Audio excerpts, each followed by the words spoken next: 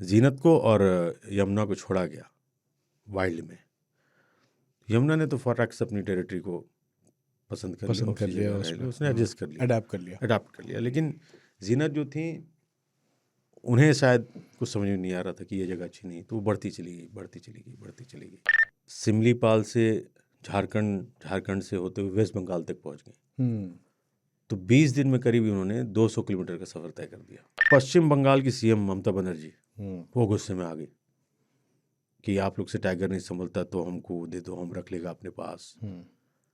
अरे साहब वो टाइगर है, उसको थोड़ा पता है कि ममता बनर्जी की टेरिटरी में घुस गया है। इस पे उड़ीसा वालों ने बड़ा अच्छा जवाब दिया कि आपके पश्चिम बंगाल से हाथी चले आते हैं। हमने कभी कंप्लेन किया?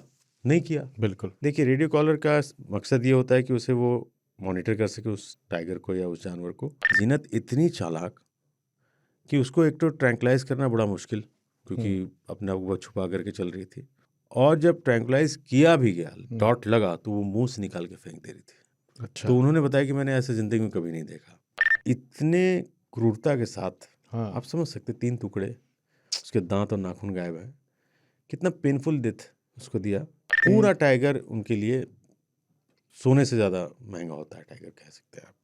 खाल, उसकी हड्डियाँ, उसके दांत, उसके नाखून, उसका गोश्त, सब कुछ बिकता है। नमस्कार, आदाब। शहर की दौड़ भाग भरी जिंदगी जिसमें सपने हैं, शोर है, ट्रैफिक है, फिक्रें हैं, इस दुनिया से दूर एक और दुनिया है जो है जंगल की दुनिया, जहाँ झूठ नहीं है, जहाँ हिंसा है लेकिन ज़रूरत के तहत है, जहाँ पर नफरत नहीं है, और है वहाँ पर बहुत सारी कहानियाँ। तो जंगल की इन कहानियों को सुनने के लिए हमारे साथ हैं आसिफ खान उर्फ शेर खान उर्फ खानचा। तो शुरू कर रहे हैं शेर खान का ये नया एपिसोड, जंगल जिंदाबाद। कैसी तबीयत है आपकी अब? काफ़ी बेहतर है, और मतलब लाइव वाला हमने सेशन किया था। जी, और लोग जुड़े, बहुत अच्छा लगा था।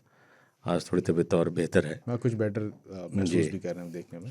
पता नहीं ये साल जो है, मतलब मेरी सेहत के लिए तो साल का पहला महीना सही नहीं रहा, और जंगल के हिसाब से मैं कहूँगी ये पहला महीना जो है बहुत बुरी खबर लेकर के आया है। आपको जानकर हैरानी होगी, विदर्भ जो महाराष्ट्र में पड़ता है, इसी जनवरी में 22 दिन में 11 टाइगर मारे गए। बाप रे। तो ये बहुत बुरी खबर है, जिनमें से 2 की मौत पोचिंग से हुई है, और ऐसी वैसी पोचिंग नहीं, मतलब उनका शिकार किया गया। एक टाइगर के 3 टुकड़े मिले। बाप रे बाप। मतलब क्या रहा है। और एक टाइगर जो थे उनके नाखून और केनाइन मतलब दांत गायब थे, जिनमें से ये भी बताया जा रहा है कि 1 से 2 जो शावक यानी बच्चे थे कब, वो भूख से मर गए, और बाकी टेरिटोरियल फाइट में। और कुछ की ये भी बताई जा रही कि संदिग्ध अवस्था में मौत हो गई। बट सवाल ये है कि बहुत बड़ा नंबर, बहुत बड़ी बात है। तो ये जांच वाच कर रहे हैं। मुझे यकीन है कि जंगलात वाले जल्दी बता पाएंगे कि एग्जैक्टली क्या हुआ था, किस वजह से ये चीज़। लापरवाही तो बिल्कुल दिख रही है। अगर 2 पोचिंग हुई है, 2 टाइगर, जिस तरीके से उनको मारा गया, मैं कहूँगा, और इतनी तकलीफ थी, 3 टुकड़े एक टाइगर के। जबकि अभी माना जाता है कि अब बहुत टेक्नोलॉजी इंप्रूव हो गई है, बहुत इक्विपमेंट है, तो पोचिंग वगैरह अब थोड़ा इतना आसान नहीं है, लेकिन इस तरह की घटनाएं आती हैं तो ऐसी। हाँ, मतलब यहाँ पे मैं सवाल तो जंगल वालों से पूछूंगा ना जी, कि आप चौकसी आपकी कहाँ थी? बिल्कुल। 2 टाइगर आपकी पोच कर दी गए। क्योंकि अगर एक आध होते हैं तो समझ में आता है कि 1-2 टाइगर ऐसे किसी के साथ होता है तो कभी कुछ घटना हो सकती है, पर अगर इतने सारे टाइगर्स हो रहे हैं तो ये तो बहुत ऑर्गेनाइज लग रहा है। और देखिए, पोचिंग कभी भी ऐसा नहीं होता कि मान लीजिए सपोज आप पोचर हैं, आप जंगल में गए, आपने पोचिंग करके चले आए शिकार पे, बिल्कुल नहीं हो सकता। उसमें सारे लोग मिले होते हैं। सबसे पहले लोकल का सपोर्ट, उनके बिना तो आपको पता ही नहीं कि किस जंगल में कितने टाइगर हैं। कुछ इन्फॉर्मेशन वो जंगलात वालों से भी निकालते हैं, और फिर एक प्लान बनता है, फिर वो अंदर जाते हैं। तो पूरा सिस्टम है, पोचिंग का एक नेक्सस है पूरा, जो कि सिर्फ वहाँ से नहीं जुड़ा हुआ। पोचर जो हैं वो दिल्ली में बैठे हुए हैं, बिल्कुल। उसके जो स्मगलर हैं, तस्कर जो हैं, दिल्ली में हैं, चाइना में हैं, हर जगह हैं। और ये जो लोग जाके शिकार करते हैं वो तो मोहरे हैं। बिल्कुल।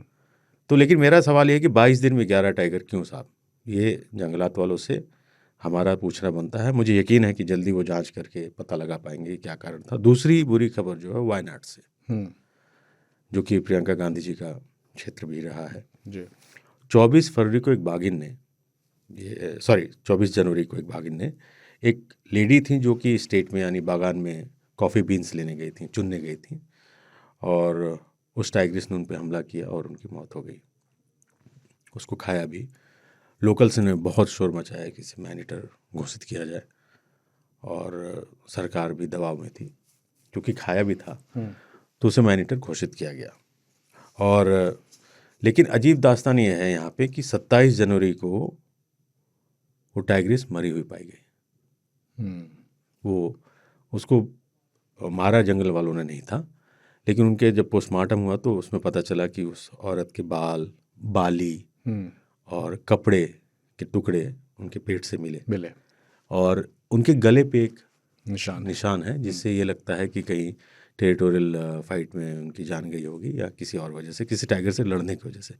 अभी पूरी तरीके से साफ नहीं है, बट जंगल वाले यही क्लेम कर रहे हैं। तो ये दो बुरी खबर इसी जनवरी। क्या ये पॉसिबल है कि जंगलात के अलावा जो लोकल्स हैं उन्होंने कानून अपने हाथ में ले लिया? नहीं, ये ऐसी आक्रोश था गांव वालों में वायनाड के, जहाँ पे ये हिस्सा हुआ, हादसा हुआ, बट जंगल वालों ने उसे नहीं मारा है। वो लग रहा है कि हो सकता है किसी टाइगर से झगड़े में, टेरिटोरियल फाइट में उनकी जान गई, लेकिन अभी और चीज़ें क्लियर हो जाएंगी। तो ये दो बड़ी खबरें मुझे लगा कि इससे। और इनके अलावा आज कौन सी कहानी है, किसकी है जो आप बताने वाले हैं? आज देखिए बात करेंगे उड़ीसा की। ठीक है। और टाइग्रिस का नाम है जीनत। ये खबर आपने शायद सुनी होगी, दिसंबर में काफ़ी बज़ रहा था, काफ़ी सोशल मीडिया पे और न्यूज़ में इनकी काफ़ी चर्चा रही जीनत की, क्योंकि इनका किस्सा ही कुछ अलग है। जीनत जो है बेसिकली सिमलीपाल लाई गई थी। कहाँ से? तड़ोबा से। ओके। और उनके साथ एक और टाइग्रिस यहाँ पे लाई गई थी, उनका नाम है यमुना। 2 टाइग्रिस लाई गई तड़ोबा से सिमलीपाल टाइगर रिजर्व, जो कि ओडिशा में पड़ता है। इसलिए नहीं कि वहाँ पे टाइगर ख़त्म हो गए जी। सिमलीपाल में खुद 27 टाइगर अभी मौजूद है।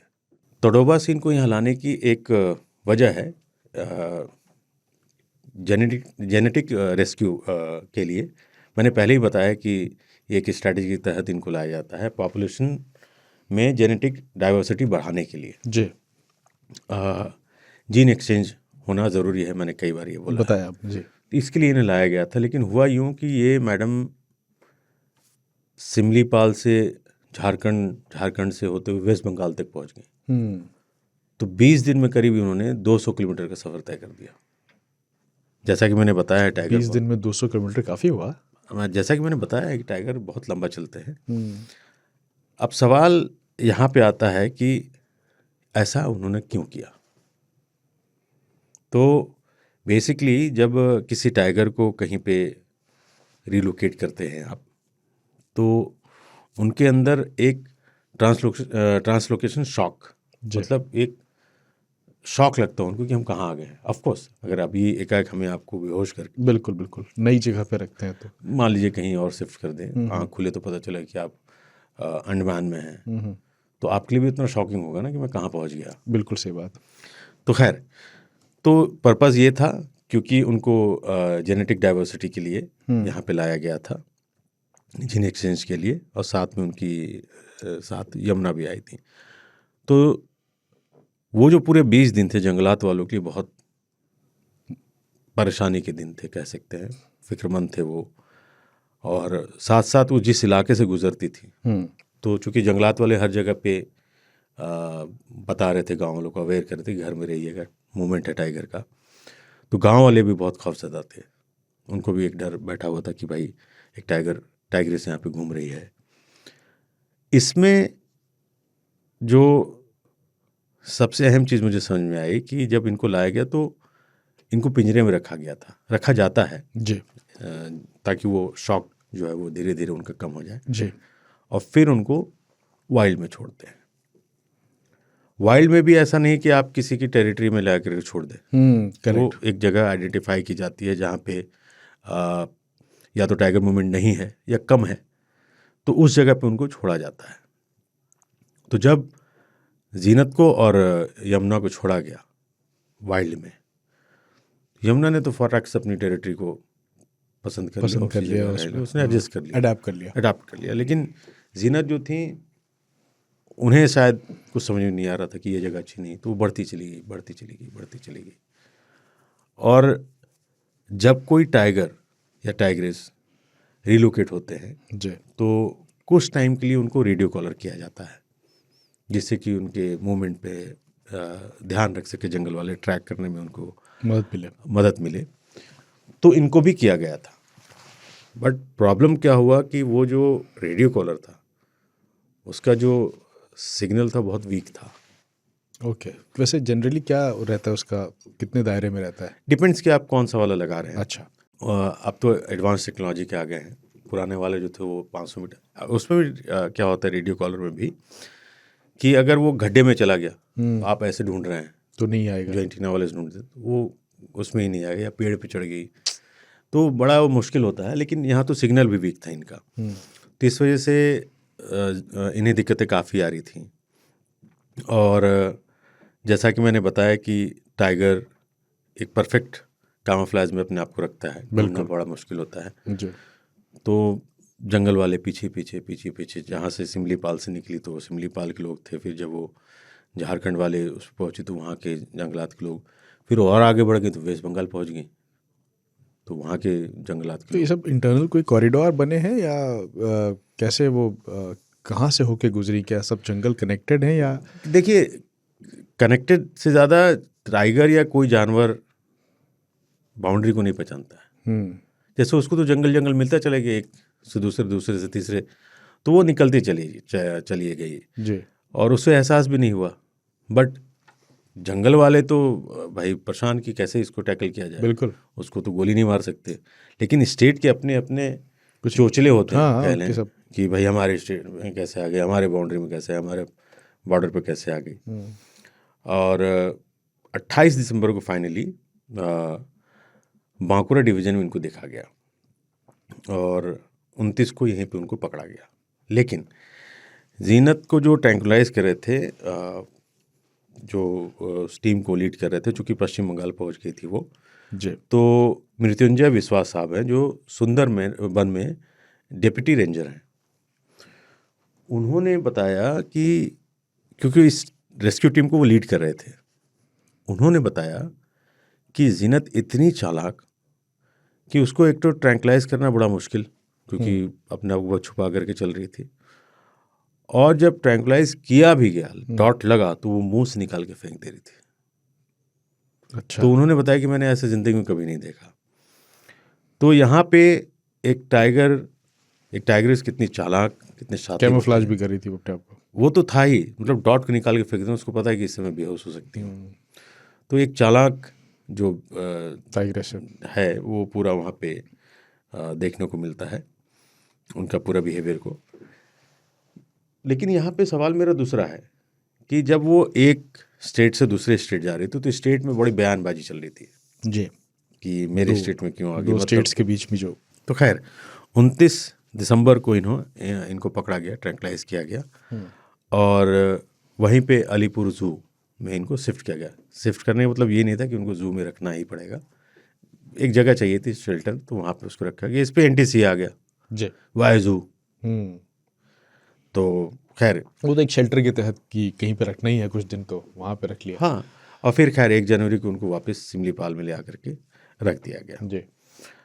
अब पश्चिम बंगाल की CM ममता बनर्जी वो गुस्से में आ गई कि आप लोग से टाइगर नहीं संभलता तो हमको दे दो, हम रख लेगा अपने पास। अरे साहब, वो टाइगर है, उसको थोड़ा पता है कि ममता बनर्जी की टेरिटरी में घुस गया है पश्चिम बंगाल में, और आप करो कि आप उस पर गुस्सा दिखा रहे हो। इस पे मैं कहूँगा यहाँ पे मैं उड़ीसा यानी सिमलीपाल के जंगल वालों के साथ हूँ। उन्होंने बिल्कुल सही बोला कि भाई हमारे पास जंगल की कमी नहीं है, 39% उनके पास जंगल है उड़ीसा में, तो हमारे पास जंगल की कमी नहीं, लेकिन जीनत कोई आलू नहीं है ना कि उसको पकड़ के अपने पास रखे रहेंगे। वो तो मूवमेंट करेगी, मूवमेंट कर रही है। हाँ। हर चीज में राजनीति।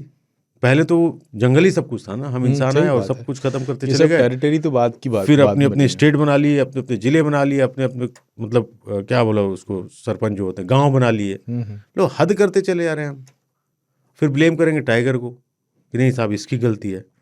ऐसी मतलब बातों को सुनकर के तो लगता है कि क्या ही मैं फिर इसके बाद क्या हुआ?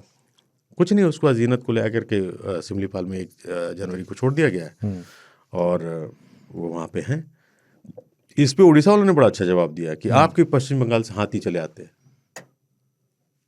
हमने कभी कंप्लेन किया?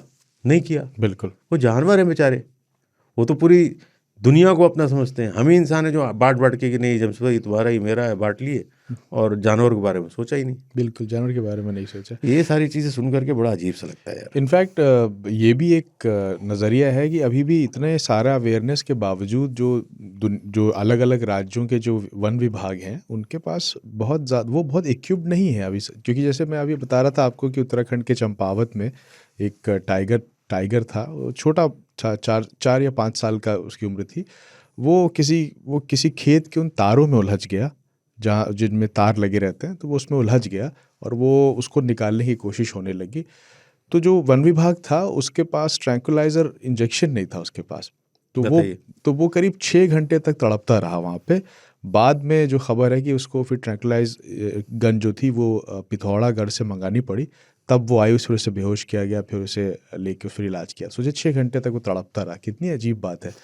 देखिए कहीं ना कहीं हमें ये मानना पड़ेगा कि कोई भी डिपार्टमेंट हो सरकारी में कमियां रहती हैं, और इस तरह की लापरवाही तो बिल्कुल नहीं कि 6 घंटे 8 घंटे वो तड़प रहा था और आपके पास एक बेसिक वही नहीं है, बिल्कुल जो गन के साथ डाट वगैरह नहीं है। हाँ।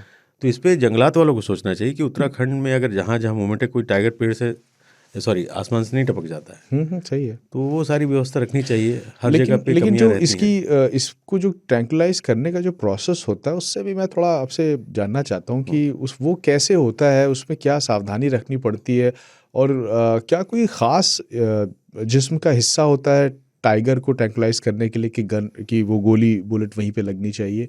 इसके बारे में बताएं थोड़ा। देखिए ट्रैंकुलाइजेशन के लिए तो एक एक्सपर्ट की ज़रूरत पड़ती है पहले तो। वो डॉक्टर, वेटनरी डॉक्टर होते हैं, और वो डिपेंड करता है कि टाइगर का साइज़ कितना है, या हाथी या टाइगर कोई भी जानवर अगर होता है उसको ट्रैंकुलाइज करना है तो उसके साइज़ के ऊपर डिपेंड करता है। ओके, कि किस मात्रा में उसको कितना वो एनेस्थीसिया एक तरीके का होता है जो दिया जाए जिससे वो बेहोश हो सके।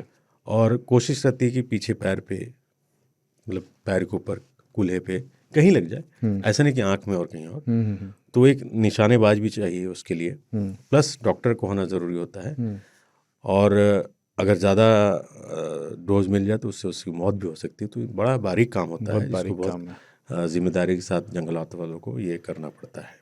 ये तो एक तरह से क्योंकि ये इतना बारीक काम है कि ये it is almost equal like कि किसी जंगली जानवर को जैसे शिकार जो करते हैं आदमखोर का, तो उसमें भी गन ही से तो होता है, उसमें भी वो निशाना लगाते हैं सीधे, और इसमें भी लगाते हैं। नहीं, इसमें गन होती है प्रॉपर, जैसे प्रॉपर गन होती है। हाँ, और उसमें डार्ट लगता है जिसके अंदर दवा भरी जाती है और फिर उसे फायर करते हैं, और इंजेक्शन तो फिर जाके उसे लग जाता है और वो ऑटोमेटिकली इंजेक्ट हो जाता है उसमें। वो इंजेक्ट हो जाता है, लगते के साथ वो दब जाता है और उनको बेहोश कर देता है। फिर उसका एंटीडोट होता है, उनको जगाने के लिए भी वो लगाया जाता है, फिर उनको होश आ जाता है। सोचिए जब ये नहीं होगा, जब ट्रैंकुलाइजर, तो कितना मुश्किल होता होगा उस ज़माने में। तब उस ज़माने में जाल, पिंजरे ये सब लगाया करते थे उसे पकड़ने के लिए।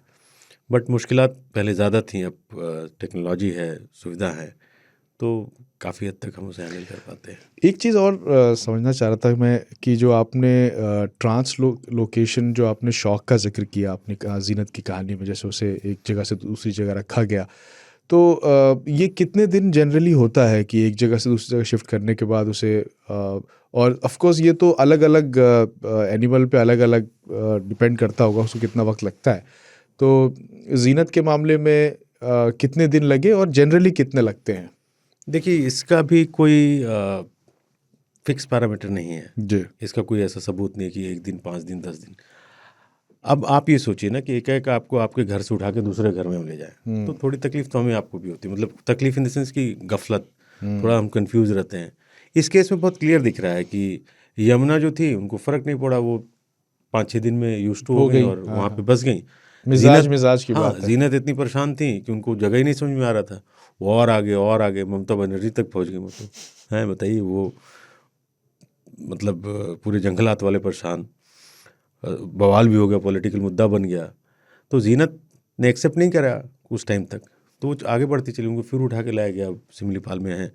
अभी रिसेंट कोई अपडेट मेरे पास नहीं आई है, बट ये जो होता है ये बड़ा कॉमन होता है, इसीलिए इसमें भी बड़ा एहतियात बरतते हैं जंगल वाले कि जब एक टाइगर को कहीं दूसरे जगह ले जाए तो उसको काफ़ी दिन तक, महीनों तक मॉनिटर करते हैं जी।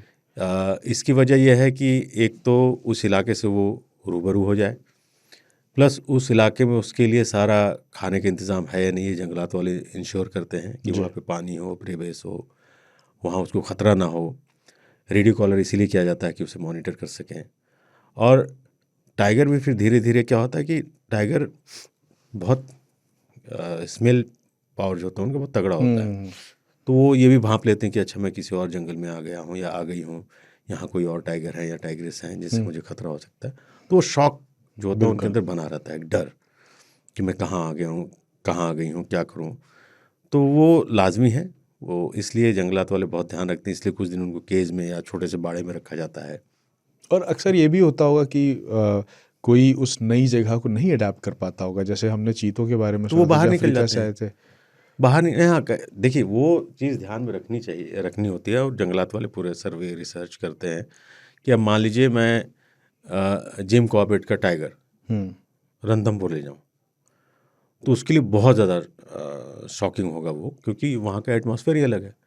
कॉर्बेट में बीच में नदी, वो पानी पी लेता है, रणथंभौर में कोई वैसी नदी नहीं है, वहाँ झील है, प्लस वहाँ का इन्वायरमेंट अलग है क्योंकि रणथंभौर में हाथी नहीं है, प्लस वहाँ के जो रास्ते हैं पथरीले हैं और बबूल के पेड़ वाले हैं, वो कॉर्बेट में वो है नहीं। तो ये ऐसा एकदम से उलट स्थिति में नहीं कर सकते हैं, बट फिर भी पूरा ख्याल रखा जाता है कि सिमिलर जंगल के जानवर को ही उस सिमिलर जंगल में रिलोकेट किया जाए जी। एक सवाल जो आप कहानी बता रहे थे, तो एक टर्म आपने इस्तेमाल किया था जीन एक्सचेंज का, तो उसके बारे में अगर आप बताएं कि वो ये कब से शुरू हुआ और इसका कितना असर हुआ है अब तक के कंजर्वेशन में, जो टाइगर्स का कंजर्वेशन हुआ है उसमें इसका कितना अहम रोल है? देखिए, रिसर्च और ये जो सारी चीज़ें करते हैं अलग अलग गवर्नमेंट के लोग ही करते हैं, WTI, WII जैसे इंस्टीट्यूट हैं जो इन सब चीज़ों पे रिसर्च 365 दिन करते रहते हैं अलग अलग जंगलों में। तो माना ये जाता है कि अगर जो आपका जीन है वो एक्सचेंज नहीं हो रहा है तो आपकी पूरी प्रजाति खतरे में आ जा सकती है। हम कई बार डिस्कस कर चुके हैं कि रणथंभौर के टाइगर जो डूम्स टाइगर, तो वो आगे पीछे कहीं नहीं जा रहा है, वो आपस में ही उनका जनरेशन बढ़ रहा है, तो उनको एक बीमारी आएगी जिससे सबको खतरा हो सकता है, ख़त्म हो सकते हैं वो। तो ये सिमलीपाल जब लाई गई जीनत और यमुना, तो इसकी वजह सिर्फ एक थी कि आगे की जनरेशन को सुनिश्चित करना है, इसलिए लाई गई थी। और बाकी जगह पे भी ये जैसे राजा जी है वो कॉर्बेट से कनेक्टेड है, वहाँ के टाइगर यहाँ तक मूव कर जाते हैं। तो इन जंगलों में उतना प्रॉब्लम नहीं है, लेकिन कुछ जंगल हैं जैसे बांधवगढ़ बिल्कुल अलग थलग रहता है, रणथंभौर अलग थलग रहता है, तो यहाँ पे ये खतरा रहता है। बिल्कुल बिल्कुल बिल्कुल। इसके अलावा टाइगर्स अपने बचने का एक जो डिफेंस मैकेनिज्म होता है उनका, उसका एक हिस्सा है कैमोफ्लाज करना भी, और इसमें बहुत सारे जानवर अलग अलग तरह से माहिर होते हैं कि कैसे अपना, हालांकि कुदरत ने भी एक कैमोफ्लाज का तरीका दिया है कि आप जब देखेंगे कुछ ऐसा जानवर है जो, या कोई कीड़ा है वो उसी लकड़ी के ऊपर बैठा हुआ दिखता है जिसका रंग वही है, या वो अपना रंग बदल सकता है ताकि वो अपना पहचान सके, लेकिन टाइगर जो है वो कैसे अपने आप को कैमोफ्लाज करता है, उसकी क्या टैक्टिक्स होती हैं, इस बारे में थोड़ा जानना चाहते हैं। देखिए, कैमोफ्लेज के बारे में अगर बात कीजिए, मोथ आपने देखे होंगे, जी तितली से एक बड़ा साइज होता है, क्या परफेक्ट उन्होंने कुदरत वो अपनाते हैं। वो मान लीजिए एक इलाके में एक पेड़ से रहते हैं तो अपने आप को पेड़ की छाल के रंग में डाल देंगे, पत्ती के, तो बिल्कुल वैसे ही दिखते हैं। बिल्कुल वैसे। टाइगर भी बहुत चालाक होते हैं, ये समझदार होते हैं, तो ये अपने आप को बहुत छुपा के रखते हैं कि आपके कई बार मैंने देखा है कि 5 मीटर पर टाइगर बैठा हुआ है, वो हमें आराम से देख रहे, लेकिन हम ही नहीं देख पा रहे कि मान लीजिए वो पीली घास है, उसके पीछे वो बैठा हुआ है, तो उसकी पीली धारियों के साथ वो मैच कर जाएगा। वो अपने आप को जब छुपाता है तो छुपाता है, सेंस है जो डेवलप हो जाता है कि यहाँ बैठना चाहिए मुझे, वो उसको पता है कि कैसे छुपना है, और इस शातिरपने से वो छुपते हैं कि आप उन्हें फिर स्पॉट करना बहुत मुश्किल होता है। तो ये जो आप तो वाइल्ड लाइफ डॉक्यूमेंट्री आपने बनाई है, तो आप तो इसको और अच्छे से जानते होंगे कि बड़ी तकलीफ होती होगी ढूंढने में कि कैमरा लेके आप बहुत, मतलब मेरा ये मानना है कि जंगल में मान लीजिए आप जाते हैं तो आप टाइगर को भले हो सकता है कि ना देख के, हाँ, तो आपको फूटी थी, आप नहीं देखे थे, कॉर्बेट में गए थे, लेकिन टाइगर ने आपको ज़रूर देखा होगा छुप करके। तो वो उनकी फितरत है, और इसलिए भी ज़रूरी है क्योंकि टाइगर जब चलता है तो पूरा जंगल बोलता है, चिल्लाता है पूरा जंगल की टाइगर चल रहा है, कॉल देते हैं कॉल। तो उसको वो छुप के रहना ही उसकी फितरत है। और चौड़ में भी चलता है, जब पेट भरा होता है तो चौड़ में, लेकिन वो जब हंट करता है या उसको आराम करना होता है तो बहुत सोच समझ करके वो कैमोफ्लेज में अपने आप को रखते हैं, हाइड करके अपने आप को रखते हैं, जिससे पर यही फ़र्क है ना जानवर और इसमें कि उसके पास बहुत ताकत है, पर फिर भी वो ऐसी जगहों से गुजर रहा है जहाँ उसे ना देखे। इंसान के पास जब इतनी ताकत आती है तो वो चौड़ में निकलता है ना। अगर मुझे यही लगता है कि टाइगर जितनी ताकत इंसान में आ जाए, आप में आ जाए, अभी सपोज कीजिए आप तो आसिफ खान की बैंड बजाते हैं, डरा डरा के आप मार डालेंगे मैं टाइगर हूँ। वो लोग बहुत शरीफ होते हैं। जिम से निकले हुए लड़के देखे होंगे आपने जो ऐसे कंधे चौड़े करके, ये डायलॉग जो है ना कि इंसान नहीं जानवर बन गया है वो, भाई साहब जानवर अच्छा है, इंसान बहुत खराब है। तो ये तुलना मैं कभी नहीं करता हूँ कि अरे वो इंसान नहीं रहेगा, जानवर बन चुका है। बहुत अच्छे होते हैं जानवर। जो आप अक्सर देखेंगे जो बॉडी बिल्डर जो लड़के होते हैं, जो नई नई जिनकी बॉडी बनती है, वो जो सड़क पे निकलते हैं चलते, तो उनकी चाल में एक ताकत का एक प्रदर्शन होता है ना शामिल, कि कंधे चौड़े हो गए हैं और चल रहे हैं तो दूसरों को दबा रहे हैं। पर जानवर के मामले में ऐसा नहीं है, क्योंकि वो उसको कोई दिखावा नहीं है, वो बहुत नेचुरल है। वो जंगल का जो सिस्टम है ना बहुत अच्छा है, जहाँ पे इंसानों की तरह कमीनापन नहीं होता। कि यहाँ पे क्या है, कब कौन क्या बन के निकले नहीं पता। अभी शकील बैठे हुए हैं या अपने वो हैं प्रोड्यूसर जो हैं केशव भाई, अभी ताकत दे दो। मान लो अभी केशव को बोले तुम रेडियो के हेड हो, आज तक रेडियो के, वो बोलेगा ये क्या तुम लोग बकवास कर दो, बंद करो ये शो को। इंसान फितरती होता है, जानवर नहीं।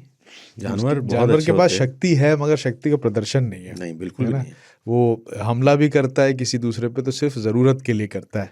एक चीज़ बताइए, अगर हाथी का एक झुंड, आपने अक्सर देखा होगा गांव से गुजरता है, ठीक है, कई बार घर वर किसी का नुकसान थोड़ा बहुत कर देते हैं, लेकिन वो ये मान ले कि आज मैं सारे घर ही तोड़ दूंगा, तो उसको कोई रोक पाएगा क्या? वो रौंदते हुए चले, बाद में भले आप उसको सुसाइड का ऑर्डर दे दीजिए, पकड़िए मारिए जो कीजिए, लेकिन वो तो रौंद के चला जाए। बेचारे गलियों से चुप चुप के निकलते हैं, पूरे के पूरे झुंड, और वो भी भागते हुए दिखते कि इन इंसानों से दूरी रहें तो अच्छा है।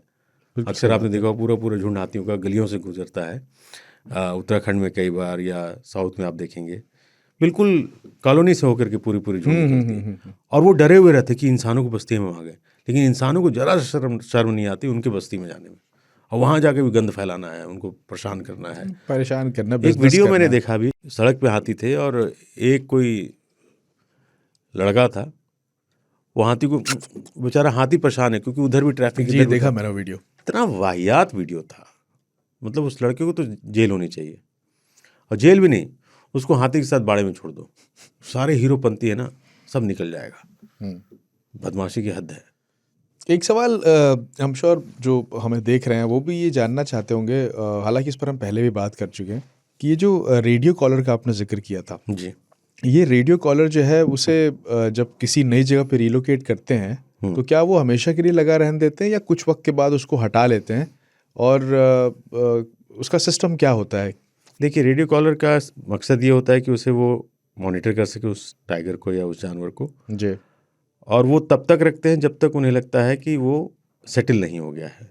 जैसे एक टाइग्रिस है या टाइगर है, वो इलाके में ठीक ठाक हंट कर ले रहा है, खुश है, अपने टेरिटरी मार्क कर लिया है, तो उनको लगता है अब इसका पूरा काम होगा, तो रेडियो कॉलर बाहर कर लेते हैं। अच्छा।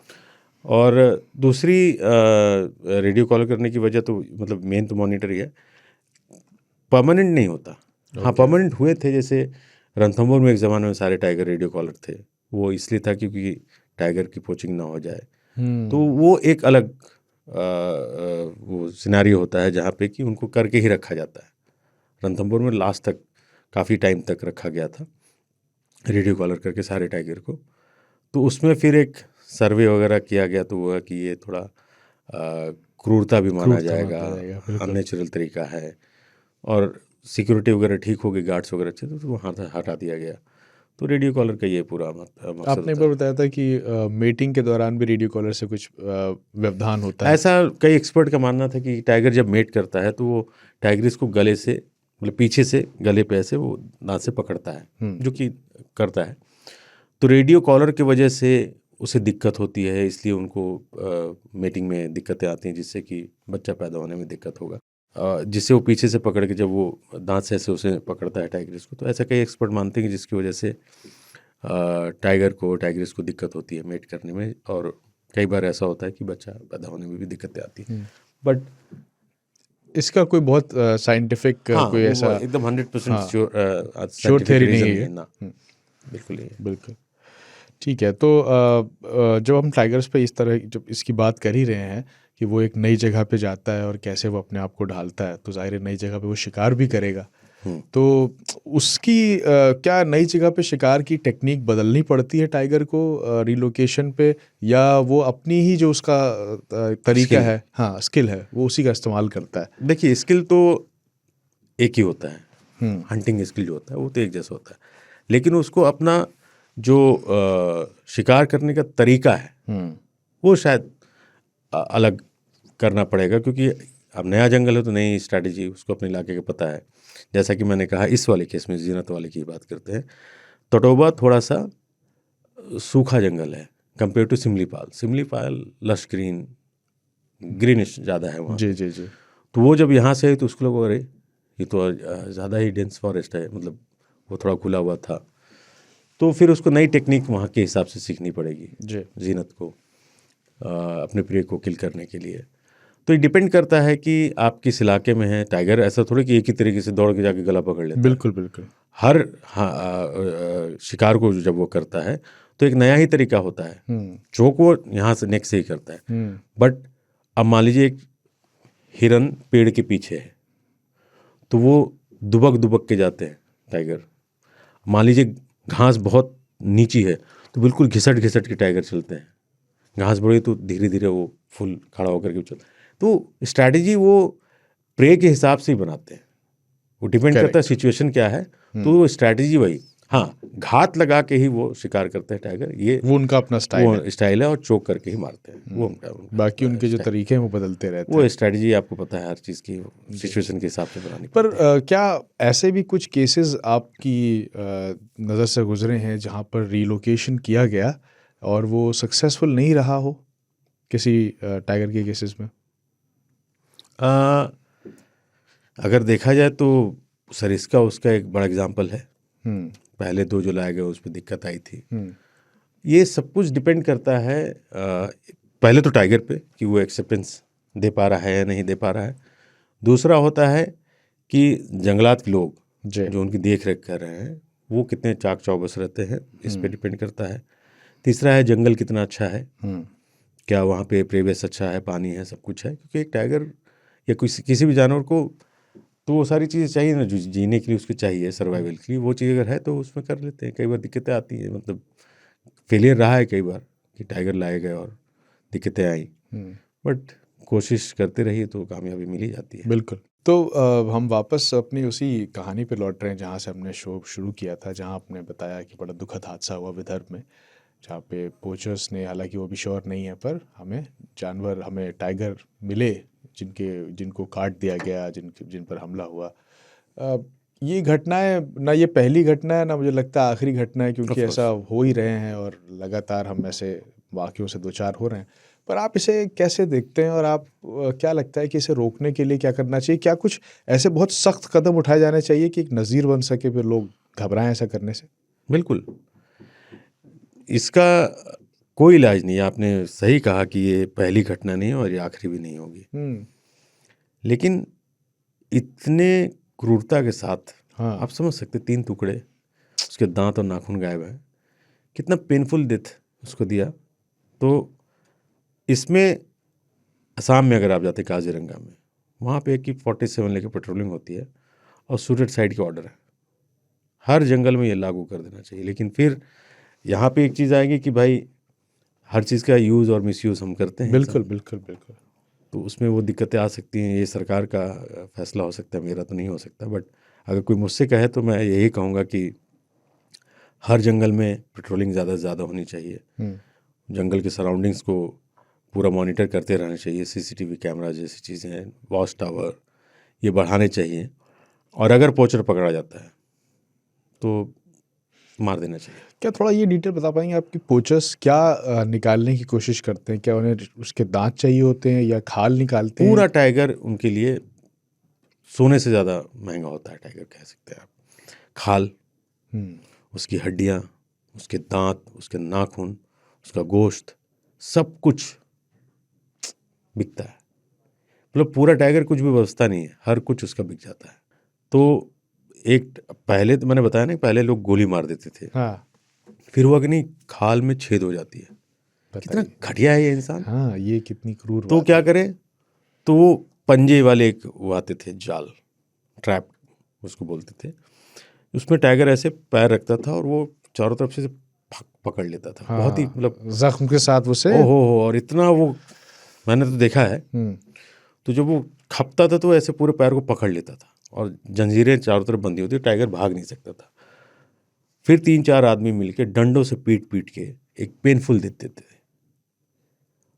ताकि खाल ना खराब हो जाए। फिर जब मर पूरी गया, खाल चाहिए तो खाल उसका अच्छे से निकाल के खाल अलग कर दिया, हड्डी। इस मामले में जो मेरा नज़रिया वो ये कि इसमें जितना दोष पोचर्स का है उतना उन लोगों का भी है जो उस खाल को खरीदते हैं। और बड़े अगर आप खरीदेंगे तो डिमांड एंड सप्लाई का मामला है पूरा। वो अपने घरों में जो कालीन के तौर पे लगाते हैं या करते हैं, वो बैन है। वो तो बैन है ऑफ कोर्स। जो पुराने अभी आप देख रहे हो उनकी पर्ची बनती है जी, जिन्होंने दिखाया है कि हाँ उस जमाने में हमने खरीदा था जब ये एक्ट नहीं बना था, तो वो ठीक है। लेकिन आज के डेट में आप किसी का खाल नहीं रख सकते। पर कहीं तो इस्तेमाल होती होगी ना वो, अगर पोचर्स करते ये सारा विदेश चला जाता है। हाँ, विदेश, चाइना तक जा रहा है। पर विदेश में भी जो कर रहे हैं उनके लिए भी ये बात है कि बहुत ही घटिया सोच है। लोग गोश्त खाते हैं कि हम टाइगर का गोश्त खाएंगे टाइगर हो जाएंगे। खाल को एक शान समझते हैं, उसके दीवारों पर टांग दिया, कई लोग अपने सोफे पे लगवा देते हैं। क्यों? वो भालुओं के सर आपने देखा होगा। हाँ, मतलब क्यों? जो दीवारों नहीं, हकीकत में मैंने देखे हैं। आप जाएं आप रीवा के महाराजा के महल में, तो वहाँ तमाम ऐसे आपको भूसे भरे हुए खाल में सब जानवर दिखते हैं। क्या शौक है, क्यों करना है ये सब? बट इंसान है, इंसान को तो सब कुछ चाहिए। वैसे तो हमें मुझे लगता है कि हमारी इस डिस्कशन से थोड़ी कुछ हद तक सही बट एक अवेयरनेस होगी लोगों में। बिल्कुल, हमारा मकसद यही है कि अवेयरनेस को ज़्यादा से ज़्यादा लोगों तक लेके जाएं, लोगों को समझाएं कि जानवरों को मारना बिल्कुल गलत बात है। और जितना हक हमारा है, अधिकार हमारा है इस धरती पे, उतना ही उनका भी है। उनको परेशान ना करें। तो इसी के साथ हम बढ़ते हैं अपने ख़तों की तरफ जो हमारे दोस्तों ने हमें भेजे हैं। और ख़त भेजने का पता शुरू में बता देता हूँ आपको, लास्ट में बता दूंगा। वो है radio@aajtak.com। इस पर आप भी अपने ख़त भेज सकते हैं। और इस बार एक बहुत प्यारी चिट्ठी आई है, डोमर देवी जी ने भेजी है जी। और कहती हैं, शेर खान उर्फ खान चा, love you too. Love you नहीं कहूँगी क्योंकि आपके पास हमारे मोहब्बत करने के अलावा कोई गुंजाइश ही नहीं है। क्या बात है। आपका परिचय 3 ताल से हुआ और आपके सरल और सादे अंदाज की कायल हो गई। वहीं से शेर खान से परिचय हुआ और बस आपसे प्यार हो गया। क्या बात है, क्या बात है भाई।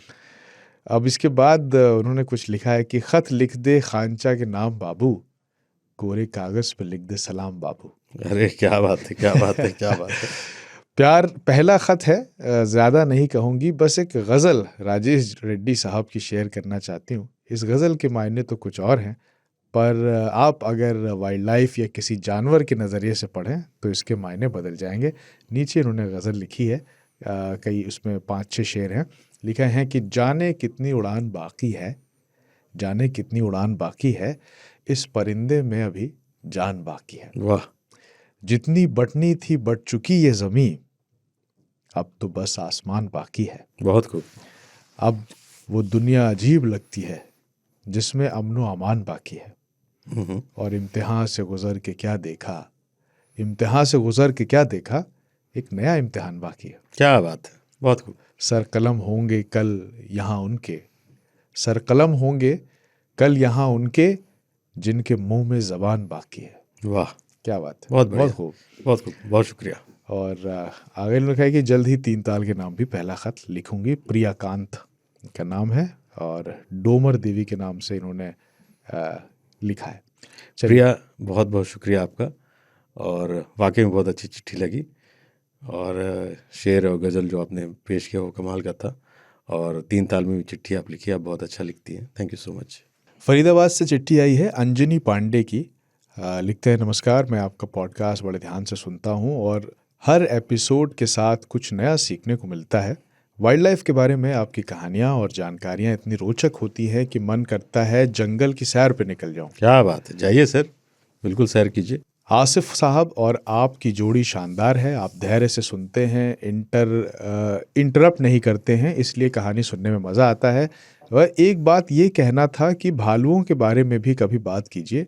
भालुओं की तादाद अभी भारत में क्या चिंता का विषय है? इसके बारे में विस्तार से चर्चा कर सकते हैं और इस बारे में थोड़ी रोशनी डालिए। धन्यवाद और अगले एपिसोड के इंतज़ार में आपका, अंजनी कुमार पांडे, फरीदाबाद। अंजनी भाई, बहुत बहुत शुक्रिया और आपकी इस हौसला अफजाई के लिए। और भालू पे भी हम करेंगे, हमें करना चाहिए मेरे ख्याल से। लेकिन क्या है कि कुछ ये जो कहानियाँ हैं ये ताज़ी होती तो हमें लगता है कि फ़ौरन पेश कर दी जाए। हाँ। लेकिन बीच बीच में हम और भी कहानियाँ लाते रहेंगे। एक जो ये उन्होंने सवाल पूछा है कि क्या भालुओं की तादाद भारत में अभी चिंता का विषय है, क्या आपको लगता है कि इसमें कोई मुझे लगता है कि ठीक है, अभी तो ठीक है, ऐसी कोई चिंता की बात। चिंता जो है वो इंसान है इंसान जितने बढ़ते जाएंगे सब कुछ ख़त्म होता चला जाएगा। आज हम बात कर रहे हैं कि ये बहुत ठीक ठाक है, लेकिन धीरे धीरे जिस तरीके से हम बढ़ रहे हैं, इंसान और उसकी लालच, जिस तेज़ी से हम बढ़ रहे हैं, हम कुछ नहीं छोड़ने वाले। आप क्लाइमेट देख लीजिए कितना चेंज हो गया है। बिल्कुल, इंसानों ने बदला है, जानवरों ने नहीं बदला है। परिंदे नहीं आ रहे अब हमारे यहाँ, जो इतनी दूर का सफ़र करके आते थे, माइग्रेटरी बर्ड्स, वो गायब से हो गए, उनका पूरा रूट ख़त्म हो गया है। टेरिटरी हम सबकी ख़त्म करते जा रहे हैं। कॉरिडोर तो हम भूल ही जाइए, पहले ही हाँ। इंसान अपने इतने कॉरिडोर बना रहा है कि जो जानवरों के कॉरिडोर है वो उनका आता पता नहीं है। तो इंसान जितना तेज़ी से बढ़ रहा है, जंगल उतना तेज़ी से ख़त्म हो रहा है। सब ख़त्म कर देंगे हम एक दिन। ज़ुबैर आलम मुंबई से लिख रहे हैं, शेर खान टीम आदाब, आपका ये पॉडकास्ट जंगल की तरह घना और बाघ की तरह ताकतवर लगता है। क्या बात है सर। हर एपिसोड सुनकर ऐसा लगता है जैसे मैं खुद जंगल में घूम रहा हूँ और टाइगर मुझसे आंख मिचौली खेल रहे हैं। आसिफ भाई की बातें सुनकर एहसास होता है कि वो खुद जंगल से लाइव रिपोर्टिंग कर रहे हैं, और जमशेद भाई की जुगलबंदी भी काबिल तारीफ़ है। मज़ेदार कमेंट्स तो एपिसोड में जान डाल देते हैं। कभी कभी तो शक होता है कि ये लोग कहीं किसी बाघ के पड़ोसी तो नहीं। बहुत बहुत शुक्रिया सर हौसला अफजाई के लिए।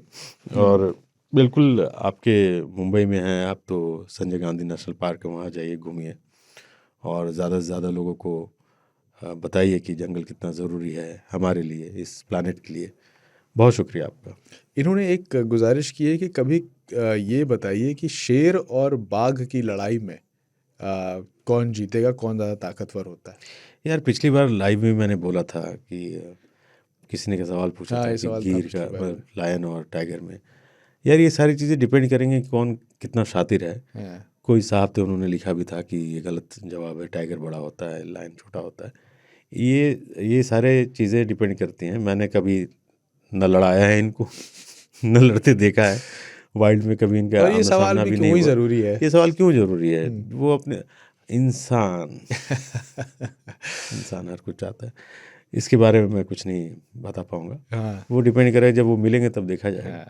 राजीव जी का की एक चिट्ठी है, लिखते हैं, नमस्कार, मैं आपका पॉडकास्ट हर हफ्ते बड़े चाव से सुनता है बहुत शुक्रिया और सर। सच मानिए अब तो घर वाले भी कहते हैं कि जंगल में रहने लायक हो गए हो। अच्छी बात है, कितनी अच्छी बात है। आसिफ खान जी की कहानियां सुनाने का स्टाइल और मज़ेदार बातें शो को और भी मज़ेदार बना देती हैं। एक एपिसोड में आपने बाघों की गुर्राहट और उनके शिकार करने की तकनीक के बारे में बताया, तो बहुत दिलचस्प था। लेकिन मेरे मन में एक सवाल है कि क्या बाघ भी कभी आलस महसूस करते हैं? मतलब क्या वो कभी शिकार नहीं करते इसलिए क्योंकि उनके उनके अंदर आलस होता है? खैर, बस यही कहना था कि आप लोग शानदार काम कर रहे हैं। इस पॉडकास्ट को सुनकर जंगल और जानवरों से जुड़ाव और भी गहरा हो गया है। आप लोग ऐसे ही जंगल की सैर करवाते रहिए। आपका वफादार श्रोता अरे बाप रे। राजीव। राजीव भाई बहुत शुक्रिया। देखिए, जंगल में जितने लोग होते हैं ना, आलस कर ही नहीं सकते, क्योंकि उनका कोई खाना देने वाला नहीं है, उनका कोई स्टोर नहीं जहाँ पे गए, पैसे दिए, राशन खरीदा, बना के खा लिया। जिंदा रहना एक जंग है वहाँ पे, मतलब। और टाइगर आलस नहीं करता। हाँ, जब वो आराम करता है तो आराम करता है, वो 4 घंटे लेटा है, बैठा है। जब भूख लगती है तो फुर्ती देखिए टाइगर की, क्या फुर्तीला होता है। पर ये अच्छी बात है कि वो कुछ जमा नहीं करते हैं ना, हमारी तरह वो जमाखोरी काम नहीं करते कि और रख लेते हैं। पल की खबर नहीं और सामान 100 बरस का फल की वो वाली खबर आदतें उनमें नहीं होती। जितना ज़रूरत होता है उतना ही इस्तेमाल करते हैं वो। बिल्कुल सीखना चाहिए हमें। तो उनका कोई ब्लिंकिट या स्विगी नहीं है कि बैठे हैं, बोर हो रहे, आलस लग रहा है, ऑर्डर कर दिया, बटन दबाया, ऐसा बिल्कुल नहीं होता sir. Thank you so much. जितनी ज़रूरत उतना खाना। बिल्कुल, बहुत बढ़िया, शुक्रिया राजीव भाई। तो आप लोग भी चिट्ठियाँ लिखें, radio@aajtak.com हमारा पता है, उस पर आप लिखें। और साथ ही साथ आप हमें व्हाट्सएप भी कर सकते हैं। हमारा नंबर है 9953323303। इस पर आप हमें व्हाट्सएप पर भी अपनी बात कह सकते हैं। केशव जो इस शो के प्रोड्यूसर हैं, उनके पास उसे पढ़ेंगे और हम तक पहुंचा देंगे। तो अगर व्हाट्सएप करना चाहते हैं तो वो करें। पिछले हफ्ते जब हमने लाइव किया, तमाम लोग हमारे साथ जुड़े, बहुत सारे लोगों ने उस पर भी कमेंट किया है। ये उस पर भी नज़र डाल लेते हैं कि लोग क्या कह रहे हैं। सुनील साहब अमेरिका से, हमारे दोस्त। अरे सुनील भाई, केम छो? लिखते हैं कि जंगल जिंदाबाद, बहुत खुशी हुई खांचा आपको और आपके साथी जमशेद को फिर से साथ साथ शो में देखा। लाइव शो था, पर अफसोस कि टाइम डिफरेंस की वजह से मैं हिस्सा नहीं ले सका। पर खुशी हुई कि शेर खान जिंदा है और तंदुरुस्ती की तरफ भाग रहा है। थैंक यू सुनील भाई। दाद देता हूँ आपकी काम के कमिटमेंट और डेडिकेशन को। ये जो मुहिम आपने चलाई है, इसको आप जारी रखिएगा। शुभकामनाएं, सुनील अमेरिका।